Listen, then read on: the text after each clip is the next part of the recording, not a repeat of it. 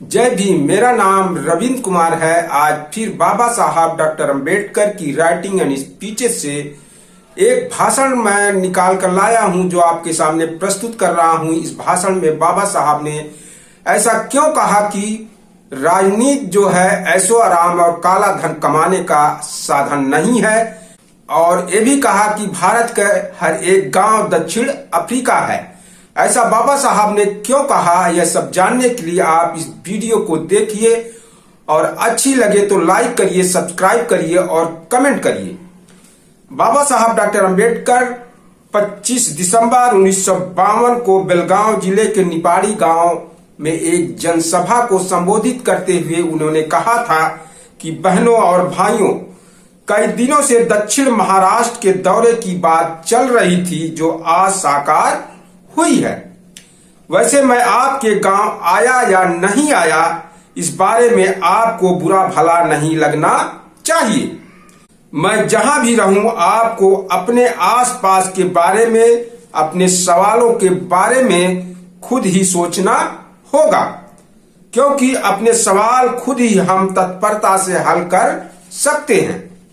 1885 में कांग्रेस की स्थापना हुई, लेकिन हम कांग्रेस के आंदोलन से 4 हाथ दूर ही रहे, क्योंकि यह आंदोलन हम पर सामाजिक गुलामी थोपने वाले ब्राह्मण वर्ग द्वारा छेड़ा गया था। कांग्रेस का संगठन ब्राह्मणों का ही संगठन है, वह हम जान चुके थे। पेशवाई के ब्राह्मणों की नीति से हम अच्छी तरह वाकिफ हैं। पगड़ी देखकर न्याय करने वाले इन समाज सुधारकों में यदि हम शामिल होते तो हमें वे बरामदा ही देते, हम दीवान खाने में कभी प्रवेश नहीं कर पाते। अंग्रेजों के राज में खोए अपने स्वामित्व को साबुत करने के लिए कांग्रेस को स्वराज चाहिए, लेकिन तब मराठा भी कांग्रेस के आंदोलन में शामिल नहीं थे। कांग्रेस ब्राह्मणों की थी, तब मराठा नेता घबराए हुए थे, उन्हें अपने भविष्य के बारे में डर था। एक परिषद बुलाकर उन्होंने मांग की कि हम मराठा वर्ग को आरक्षित जगहें दें। उनकी मांग के अनुसार उन्हें 7 आरक्षित जगहें मिली। सभी ब्राह्मणेतरों का उन्होंने एक संगठन बनाया। आगे चलकर ये सभी ब्राह्मणेतर कांग्रेस में गए, क्योंकि गांधी जी ने इस व्यवस्था को तोड़ दिया और मराठा नेताओं को लालच दिए।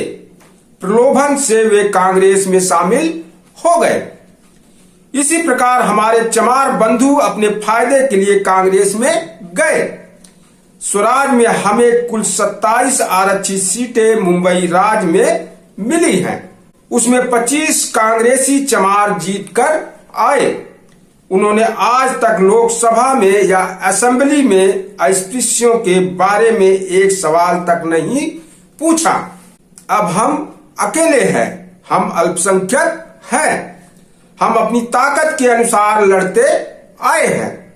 दूसरों से हाथ मिला सके तो हम राज्य पाएंगे, लेकिन निराश होने की जरूरत नहीं है।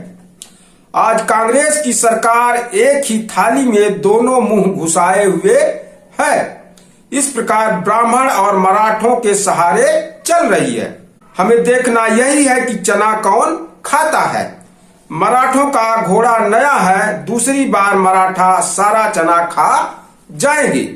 आगे चलकर ब्राह्मणों के लिए कुछ नहीं बचेगा और वे दोबारा हमारी तरफ झुकेंगे। मराठों को नली मिली, अब हमारा घुड़सा बाकी है। यह कोई अपनत्व का भाव नहीं है, इसके कारण पेशवाई आएगी। हमारी सरकार संघर्ष से मिले अधिकार वापस लेने वाली है। जवाहरलाल नेहरू ने नागपुर की हरिजन परिषद में अपने भाषण में कहा कि अब अस्पृश्यों को रियायतों की कोई जरूरत नहीं है, उसमें सुधार हो चुका है। मुझे लगता है कि नेहरू को ठाणे शहर के पागलों के अस्पताल में रखना होगा। जिसे अपने देश के लोगों के हालात के बारे में पता नहीं है, उसे प्रधानमंत्री पर बैठाया है। यह देश है। इस प्रकार हमें दी गई सुविधाएं वापस ली जा रही हैं। हमारे प्रधानमंत्री को दक्षिण अफ्रीका की समस्या आंखों के सामने दिखाई देती है। भारत में हर गांव में दक्षिण अफ्रीका है। दक्षिण अफ्रीका का सवाल रंग भेद का है। उनके लिए वहां के अंग्रेज आगे बढ़कर काम कर रहे हैं, लेकिन ये हमारे सवाल को टालने के लिए तैयार हो गए हैं। इसलिए ऐसे प्रधानमंत्री को पागल कहें या सयाना, यह सवाल है। पेशवा के सरदार बापू गोखले ने मुसलमानों पर आक्रमण किया। उसमें सिकनाद महार भी था। उसका तंबू पेशवाओं के पास हुआ करता था। उसे तंबू गाड़ने में पेशवा लोगों ने अड़ंगा खड़ा किया। खबर जब पेशवा तक पहुंची तब दरबार लगा हुआ था। सिकनाद सरदार ने अपनी तलवार नीचे रखी और वह निकलने लगा। तब हम्बीर राव मोहित तबाक से खड़ा हो गया और उसने कहा, यह कोई शादी का भोज नहीं है, यह वीरों का भोज है। यहाँ कोई भेदभाव नहीं है। इसलिए हमें राजनीति में श्रेष्ठ हिस्सा चाहिए। मैं अगर कांग्रेस में होता तो नेहरू प्रधानमंत्री बनता क्या? कभी नहीं। हमारी फेडरेशन में कई नजरबट्टू इकट्ठा हुए हैं। उनसे मेरा कहना है कि जो फेडरेशन छोड़ना चाहते हैं वे अभी छोड़कर चले जाएं। उनके लिए फेडरेशन में जगह नहीं है। दो पत्थरों पर वे पैर ना जमाएं। फेडरेशन का पेड़ जल्दी फल नहीं देगा। उसमें फल देर से आएंगे, लेकिन वह चिरकाल तक टिके रहेगा। जो पेड़ जल्दी बढ़ता है और जिसमें जल्दी फल लगते हैं वह पेड़ जल्दी मर भी जाता है।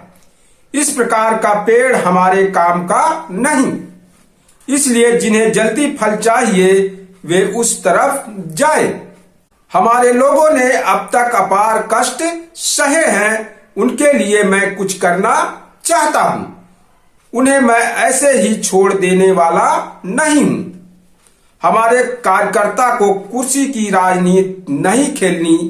राजनीति वह एक ऐसी मास्टर की है जिससे आप हर समस्या का ताला खोलकर उसका हल निकाल सकते हैं। यह ऐशो आराम और काला पैसा कमाने का साधन नहीं है। राजनीति करने वाले व्यक्ति में ईमानदारी और नीतिमत्ता का सद्गुण होना बहुत जरूरी है। आगे चलकर लोहे के चने चबाने पड़ेंगे जिन्हें वे नहीं पचने वाले। अभी वे छोड़कर चले जाएं। फेडरेशन में कम लोग हों तो भी मुझे चलेगा। आंदोलन छेड़ा तब मैं कुर्सी और टेबल इतना ही था। उससे मैं हताश नहीं हुआ था। इस चुनाव में भले हम हारे, हमें निराश नहीं होना चाहिए। अपना आंदोलन जारी रखना होगा। समय आने पर मैं आपको आवाज दूंगा और आप मेरे साथ हामी भरना।